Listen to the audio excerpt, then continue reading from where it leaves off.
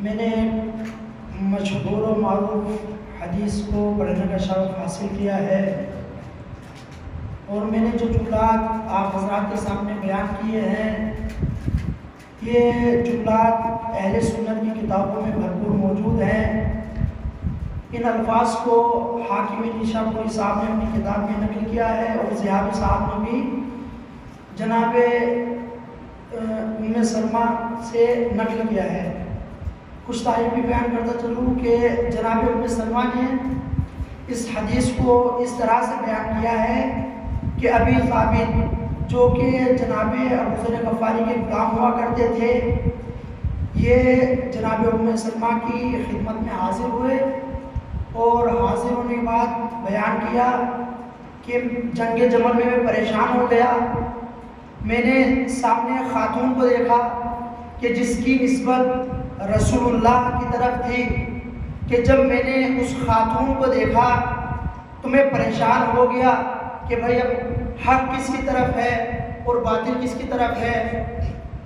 کہنے لگے کہ صبح سے ظہر ہو گئی، اور جیسے ہی ظہر ہوئی تو مجھے رسول اللہ کا فرمان یاد آ گیا کہ رسول اللہ نے فرمایا تھا کہ اگر پوری کائنات ایک راستے پر جا رہی ہو اور علی منفرد ایک راستے پر جا رہی ہو تو علی کا راستہ اختیار کرنا، پوری کائنات کو چھوڑ دینا۔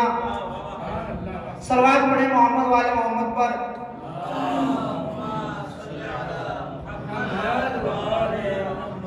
عزیزان محترم، کوئی قید نہیں لگائی ہے تو یہ خاتون کس کھیت کی مولی ہے؟ کہا پوری کائنات، اگر پوری کائنات ایک راستے پر جا رہی ہو اور امیر المومنین ایک راستے پر جا رہے ہو تو علی کا اختیار کرنا، پوری کائنات کو چھوڑ دینا۔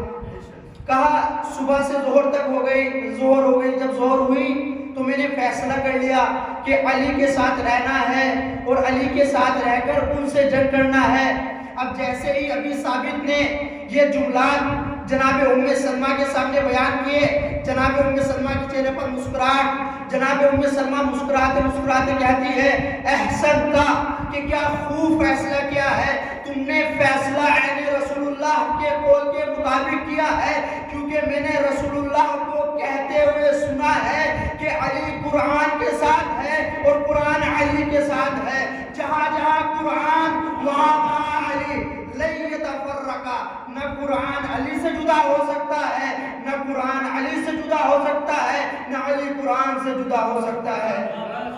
اب جس نے بھی علی کا دامن تھاما اور قرآن کے ساتھ رہا، اور وہ کہ جو علی کا دامن علی کے بغیر، وہ شخص کہ جو علی کے بغیر، علی کی محبت کے بغیر قرآن کی تلاوت کر رہا ہے، کتنی بھی قرآن کی تلاوت کرے، خود قرآن کہہ رہا ہے اگر علی کی محبت کے بغیر میری تلاوت کرے گا تو میں اتنی ہی لعنتیں کرتی رہوں گی۔ صلوات پڑھیں محمد و آل محمد پر۔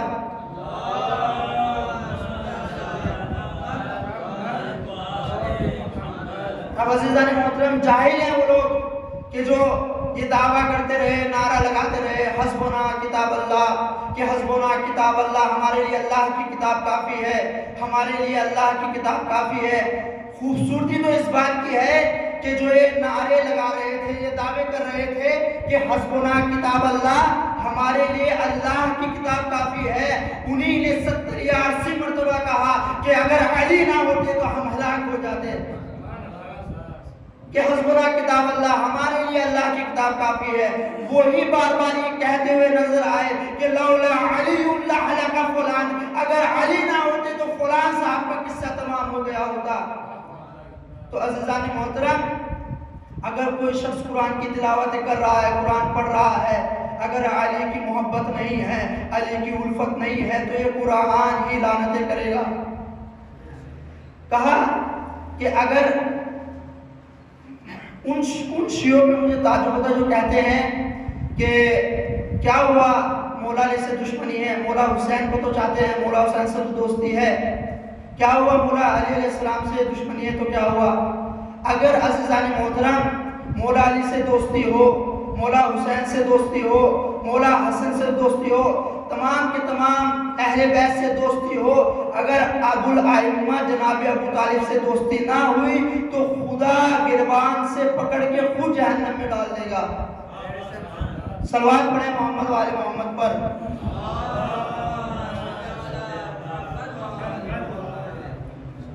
روایت ہے کہ اگر کہ جناب جبرائیل، اب اس سے بڑی کوئی سخت روایت نہیں، اگر جناب جبرائیل کے دل میں رائی کے دانے کے برابر اہل بیت علیہ السلام کے دشمنوں کے لیے محبت ہو جائے تو خدا بند عالم جناب جبرائیل کو جنت کی خوشبو سے محروم کر دے گا۔ کہا اگر ذرہ برابر بھی اہل بیت علیہ السلام کے دشمنوں کے لیے جناب جبرائیل کے دل میں محبت ہو جائے تو خدا بند عالم جناب جبرائیل کو جنت کی خوشبو سے محروم کر دے گا۔ صلوات پڑھیں محمد و آل محمد پر۔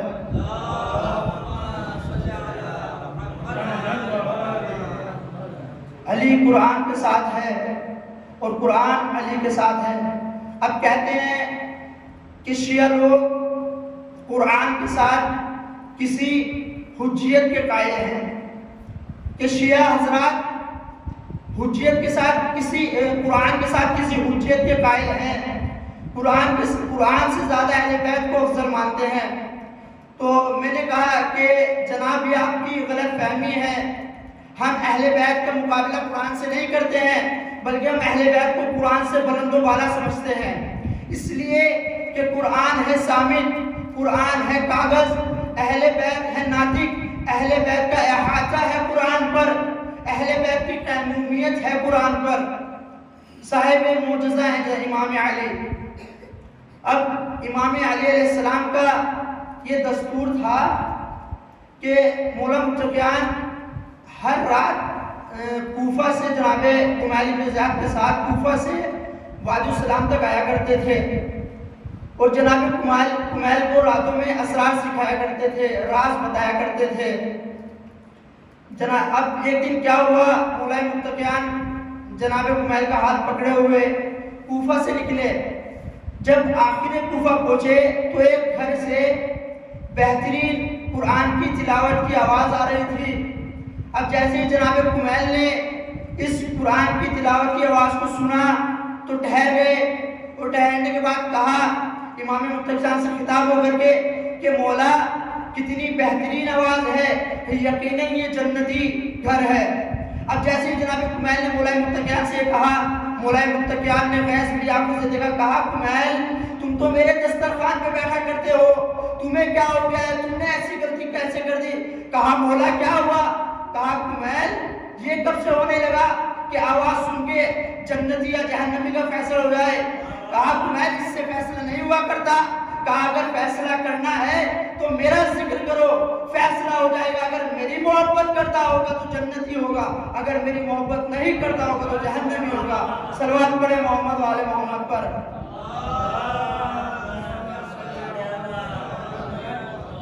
اب قصہ ختم نہیں ہوا ہے، کچھ دن بعد جنگ نہروان شروع ہو گئی۔ اب جیسے ہی جنگ نہروان شروع ہوئی تو مولا امیر المومنین نے جناب کمیل کو بلایا، کہا کمیل دیکھو جنگ نہروان شروع ہونے والی ہے اور اس جنگ میں ہمارے 10 بھی نہ مریں گے یا ہمارے 8 بھی نہ مریں گے اور ان کے 10 بھی نہ بچیں گے۔ کہا کمیل جنگ ہے۔ اب جیسے ہی جنگ تمام ہوئی تو جو مولائے متقیان نے فرمایا تھا کہ ان کے 10 بھی نہ بچیں گے، ہمارے 10 بھی نہ بچیں گے، تو ایسا ہی ہوا۔ جب جنگ تمام ہو گئی، مولائے متقیان کے ہاتھوں میں ذوالفقار ہے، اب ذوالفقار سے خون ٹپک رہا ہے۔ جناب کمیل کو بلایا، جناب کمیل کا خون بھرے ہاتھوں سے ہاتھ پکڑا، کہا کمیل میرے ساتھ چلو۔ اب جیسے جناب کمیل مولا علی کے ساتھ آئے تو کیا دیکھا؟ کہا کمیل اس لاشے کو جانتے ہو؟ کہا ہاں۔ کہا اس کو جانتے ہو؟ کہا ہاں۔ اب مولائے متقیان ایک لاشے کے پاس گئے، اس کے کٹے ہوئے سر پر مولا نے ذوالفقار رکھ کے کہا کمیل اس سر کو جانتے ہو؟ کہا مولا کیا جو میں سوچ رہا ہوں یہ وہی سر ہے؟ مولا مسکرائے، کہا کمیل یہ وہی سر ہے، یہ راتوں میں قرآن کی تلاوت تو کیا کرتا تھا لیکن میرا بغض اس کے دل میں ہوا کرتا تھا۔ کمیل یہ تلاوت تو کیا کرتا تھا لیکن اس کے دل میں میرا بغض تھا۔ اور عزیزان محترم جس کے دل میں مولائے متقیان کا بغض ہو وہ جہنمی ہوتا ہے۔ صلوات پڑھیں محمد و آل محمد پر۔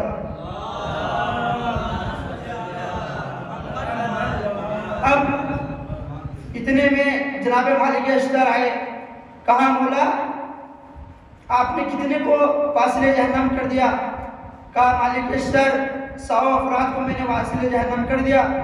کہا مولا میں نے بھی 99 کو کر دیا ہے، اگر ایک اور کر دیتا تو آپ کے برابر ہو جاتا۔ کہا کمیل تمہارے تلوار چلانے میں اور ہمارے تلوار چلوانے میں فرق ہے۔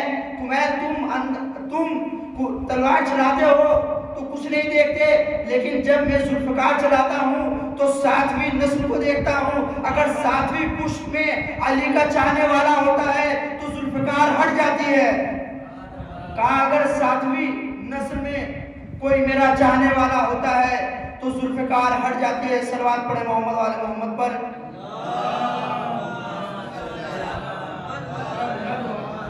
اب کہتے ہیں کہ اہل بیت علیہ السلام کے فضائل ہم تک پہنچے کیوں؟ کیونکہ مسجد تو ہمیشہ ہمارے خلاف رہی ہیں، منبر ہمیشہ ہمارے خلاف رہا ہے، محراب ہمیشہ ہمارے خلاف رہی ہے، تو اب اہل بیت علیہ السلام کے فضائل ہم تک پہنچے کیسے ہیں؟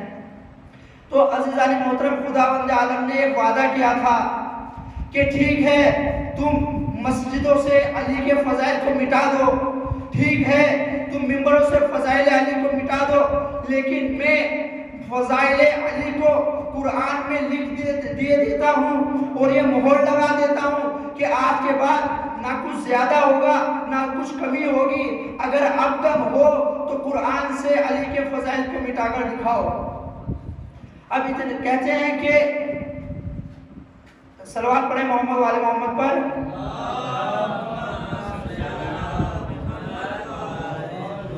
ابن عباس مدینے میں قرآن کی تفسیر کر رہے تھے، اب مدینے میں معاویہ آیا، معاویہ کے چمچے مدینے میں پھیلے ہوئے تھے۔ اب جیسے ہی معاویہ مدینے آیا تو بھاگتے بھاگتے معاویہ کے پاس آئے، آنے کے بعد کہا امیر شام آپ کو پتہ ہے کیا ہو رہا ہے؟ کہا کیا ہو رہا ہے؟ کہا ابن عباس قرآن کی تفسیر کر رہے ہیں۔ کہا تو کیا ہوا؟ اہل بیت سے تعلق ہے، اگر وہ قرآن کی تفسیر نہیں کریں گے تو کون کرے گا؟ کہا قرآن کی تفسیر نہیں کر رہے ہیں صرف، کہا قرآن کی تفسیر کے آڑ میں علی کا ذکر کر رہے ہیں۔ اب جیسے یہ سنا کہ قرآن کے ساتھ ساتھ علی کا ذکر کر رہے ہیں تو غصے میں کہنے لگا کہ کس جگہ علی کا ذکر کر رہے ہیں؟ کہا فلاں مسجد میں کرے۔ کہا ٹھیک ہے، کل ہم محفل میں جائیں گے ابن عباس کی، اور اسی کی محفل میں ابن عباس کو ہم ذلیل کر دیں گے۔ اب اگلے دن آئے، ابن عباس منبر پر تشریف ہیں، اپنے جلال کے ساتھ اہل بیت علیہ السلام کی فضیلت بیان کر رہے ہیں، مولا علی علیہ السلام کی فضیلت بیان کر رہے ہیں۔ اب معاویہ آیا، آنے کے بعد اہل بیت علیہ السلام کے فضائل سنے۔ کہا ابن عباس خبردار، قرآن کی تفسیر کرنی ہو تو کر، اگر اہل بیت کے فضائل بیان کرے اس کی اجازت قطع نہیں دیتا۔ اب ابن عباس نے کہا اے معاویہ، کیا تو نے وہ حدیث سنی ہے؟ کہا کون سی حدیث؟ کہا رسول اللہ نے فرمایا تھا من فسر القرآن برائے فالبواء مقدو من النار، کہ جو بھی قرآن کی تفسیر اپنی رائے سے کرے تو خدا بند عالم اس کے پیٹ کو جہنم کی آگ سے بھر دیتا ہے۔ کہا ہاں سنی ہے۔ کہا اس پر یقین ہے؟ کہا ہاں اس پر یقین بھی ہے۔ کہا چل میں آیت پڑھتا ہوں تو اس کی تفسیر کر۔ کہا ٹھیک ہے آیت پڑھ۔ اب ابن عباس نے آیت پڑھنا شروع کی۔ کہا بتا، اگر میں کہوں انما منذرون ولکل قوم حاد، بتا اے معاویہ اگر میں اس کی تفسیر کرنا چاہوں تو کیا کہوں؟ اب معاویہ جن ملاتا ہوا کہتا ہے ابن عباس مجھے معلوم اس قوم کا حاجی علی ہے۔ کہا ضرورت کیا ہے؟ قرآن تو بہت تفصیل ہے نا، قرآن تو بہت بڑا ہے نا، کوئی اور آیت بتا۔ اب ابن عباس نے کہا اچھا بتا، اگر میں کہوں انما ولیکم اللہ ورسولہ والذین آمنوا الذین یقیمون الصلاۃ ویؤتون الزکاۃ وہم راکعون، اے معاویہ ذرا بتا اگر میں اس آیت کی تفسیر کرنا چاہوں تو کیا کہوں؟ اب معاویہ ابن عباس کی طرف مخاطب ہوا، اور مخاطب ہونے کے بعد کہتا ہے اے ابن عباس مجھے پتا ہے اس سے بھی مراد علی کی ذات ہے۔ کہا ضرورت کیا ہے؟ کوئی اور آیت بتا۔ صلوات پڑھیں محمد والے محمد پر۔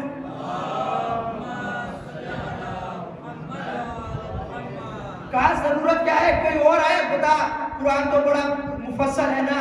کہا اچھا اگر بتا میں کہوں انما ولیکم اللہ ورسولہ والذین آمنوا الذین یقیمون الصلاۃ ویؤتون الزکاۃ وہم راکعون، بتا اگر میں اس کی تفسیر کرنا چاہوں تو کیا کہوں؟ اب معاویہ کہتا ہے اے ابن عباس مجھے پتا ہے اس سے بھی مراد علی کی ذات ہے۔ اب جب کافی آیا جب معاویہ کہتا ہے کہ میں نے فیصلہ کر لیا، اگر علی کا ذکر ختم کرنا ہے تو پہلے قرآن کو ختم کرنا ہوگا، کیونکہ میں تو علی کا ذکر ختم کرنے پر لگا ہوں لیکن یہ قرآن علی کے قصیدے پڑھ رہا ہے۔ صلوات پڑھیں محمد والے محمد پر۔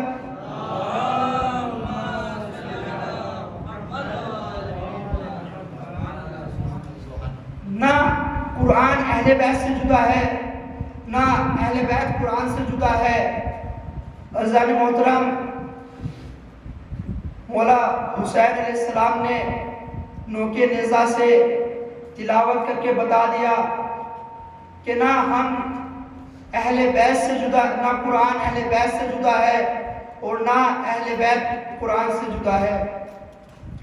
4 محرم ہو گئی عزیزو، جب 9 محرم گزری تو مولا حسین جناب زینب کے پاس آ کر بیٹھے اور آنے کے بعد کہا بہن زینب میں کوئی تسلی دینے نہیں آیا ہوں، میں کوئی دلاسا دینے نہیں آیا ہوں۔ کہا بہن زینب سنو، کل علی اکبر کے نیزہ لگے گا۔ کہا بہن زینب کل بھائی عباس کے بازو قلم ہوں گے۔ کہا بہن زینب میں کوئی دلاسا دینے نہیں آ رہا ہے۔ گفتگو ہو رہی تھی کہ جناب زینب نے ایک سوال کیا، کہا بھیا یہ جو گھوڑوں کی آواز آ رہی ہے کون لوگ آ رہے ہیں؟ کہا بہن زینب یہ ہمیں قتل کرنے کے لیے آ رہے ہیں۔ کہا بھائی ہم اتنے غریب ہو گئے کہ اب لوگ ہمیں قتل کرنے کے لیے آ رہے ہیں۔ عزادارو خدا آپ کو کوئی غم نہ دے سوائے غم سید الشہداء کے۔ جب روز عاشور نمودار ہوا، تمام اصحاب و انصار شہید ہو گئے تو مولا عباس مولا حسین کی خدمت میں آتے ہیں۔ آنے کے بعد کہا بھائی، کہا آقا مرنے کی اجازت دے دیجئے۔ ہاں زادارو ادھر گفتگو ہو رہی تھی، خیموں سے اللہ تش کی صدائے بلند ہوئی۔ مولا حسین کیسے یہ جملہ سنتے ہیں، سننے کے بعد کہا بھائی عباس تم تو میرے لشکر کے علمبردار ہو، تمہیں کیسے مرنے کی اجازت دے دوں؟ ایک مرتبہ مولا حسین بائیں طرف دیکھتے ہیں، ایک مرتبہ دائیں طرف دیکھتے ہیں، کیا دیکھا؟ وہ لشکر ہی نہ رہا جس کی میں علمبرداری کیا کرتا تھا۔ ہاں زادارو گفتگو ہو رہی تھی، خیموں سے اللہ تش کی صدائے بلند ہوئی۔ کہا بھائی عباس مرنے کی اجازت تو نہیں دیتا، لیکن خیموں میں بچے پیاسے ہیں، بچوں کے لیے پانی سبیل کر دو۔ ہاں زادارو مولا عباس خیمے کے پاس آئے، جناب سکینہ کو بلایا، کہا سکینہ مشک لے کر آؤ۔ جناب سکینہ اپنے ننھے ہاتھوں سے مشک لے کر آئی۔ مولا عباس نے مشک کو علم میں باندھا۔ اب جیسے ہی روانہ ہونے لگے، مولا حسین نے کہا بھائی عباس ذرا ٹھہرو، ہر علم کو جھکاؤ۔ مولا عباس نے علم کو نیچے کیا، اس پر کچھ لکھا ہوا تھا۔ مولا حسین نے اس کو ہٹایا اور ہٹانے کے بعد کچھ لکھ دیا۔ اب یہ جب مولا عباس چلے گئے، یہ منظر در خیمہ سے جناب زینب دیکھ رہی تھی۔ کہا بھائی عباس آپ نے کیا، مولا عباس آپ نے کیا، مولا حسین آپ نے کیا ہٹایا اور کیا لکھا؟ کہا بہن زینب سن نہ سکو گی، اس پر لکھا ہوا تھا نصر من اللہ و فتح قریب۔ میں نے اس کو ہٹایا اور ہٹانے کے بعد لکھ دیا انا للہ و انا الیہ راجعون، کیونکہ مجھے معلوم ہے میرا غازی جا تو رہا ہے لیکن واپس نہیں آئے گا۔ انا للہ و انا الیہ راجعون۔ ماتم حسین۔